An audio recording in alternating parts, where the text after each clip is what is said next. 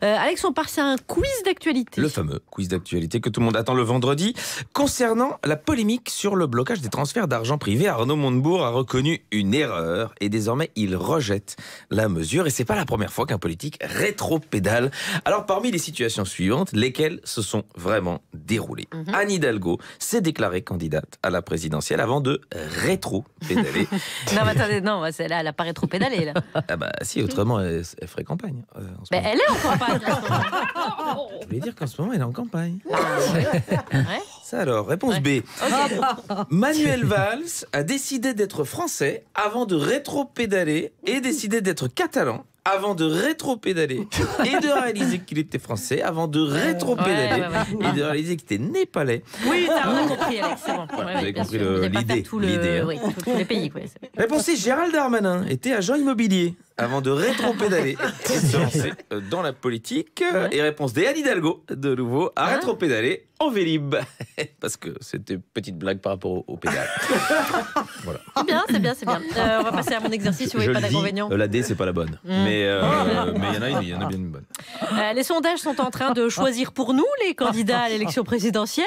Toi-même, tu sais, la fiabilité des sondages. Alors, parmi les infos suivantes, laquelle est vraie? Petit A.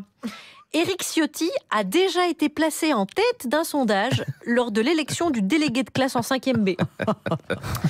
Petit B, depuis le débat LR de lundi soir, 25% des Français pensent que Xavier Bertrand est en mesure de remporter un César. Petit C, pour la présidentielle 2017, à ce moment de l'année, là, les deux candidats présents au second tour, c'était Alain Juppé et Manuel Valls. Et petit D, selon un sondage Sofres, 120% des sondeurs sont en train de se faire des couilles en or depuis 2 mois. Il y a une bonne réponse. Ouais.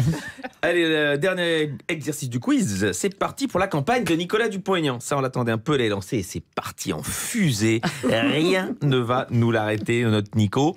Alors justement, on le connaît pas si bien. Au fond, il est là, mais on le connaît pas si bien. Parmi les informations suivantes sur NDA, comme on l'appelle, lesquelles sont vraies? Réponse A, en réalité, personne n'appelle Nicolas Dupont-Aignan NDA. Ni Nicolas, d'ailleurs. Personne n'appelle Nicolas Dupont-Aignan, tout simplement. Réponse B.